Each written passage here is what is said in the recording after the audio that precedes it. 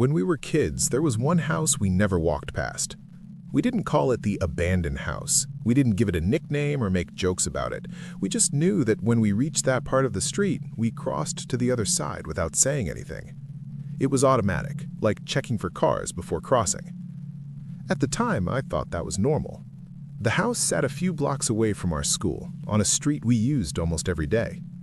It wasn't completely falling apart. The roof was intact. The windows weren't boarded up. From a distance, it looked like someone could still be living there.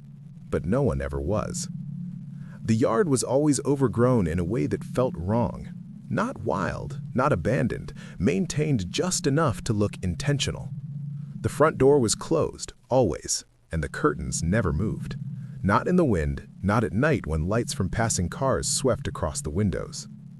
We noticed all of this without ever talking about it. When we were younger, we used to walk home in a group, 4 or 5 of us, backpacks heavy, talking loudly about nothing important. As soon as we got close to that house, the conversations dropped. Someone would slow down, someone else would drift toward the other side of the street. Within seconds, all of us were walking opposite it. No one ever said, "Let's cross." We just did. I remember once daring myself to look at the front windows as we passed. I didn't see anything, no movement, no face.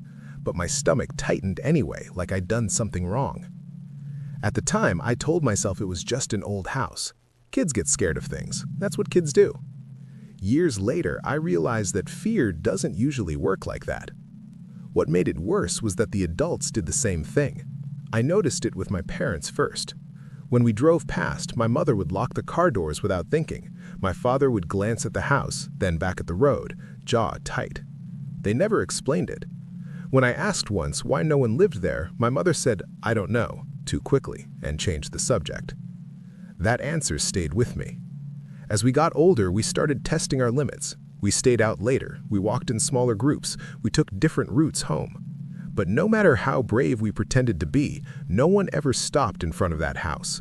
Not to knock, not to take pictures, not even to dare someone else. It wasn't fear anymore. It was avoidance.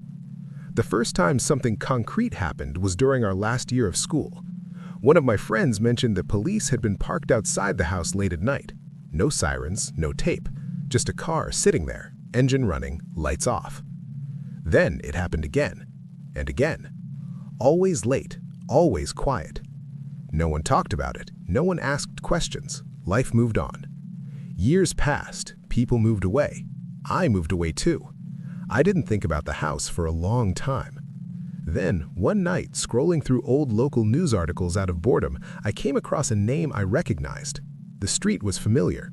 The year was decades earlier, before any of us were born. A person had gone missing. The article was short, no photos, no follow-up. It said the individual was last seen near a residential area and that the investigation had stalled quickly. No suspects were named. The case was never officially closed. What caught my attention was the address. It was that house. I kept reading, digging. Older records mentioned that the property had been searched multiple times over the years, long after the disappearance.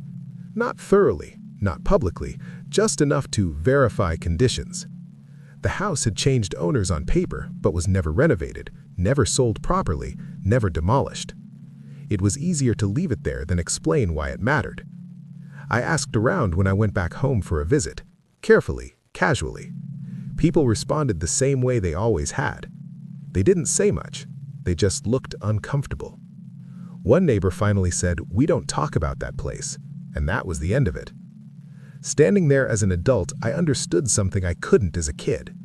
We weren't scared because we imagined something horrible. We were scared because someone else already knew something was wrong. Fear had been passed down in glances, in silence, in habits. No warnings, no stories, just behavior. The house is still there. The windows are still dark, and people still cross the street when they reach it, because some places don't need legends. They just need memory.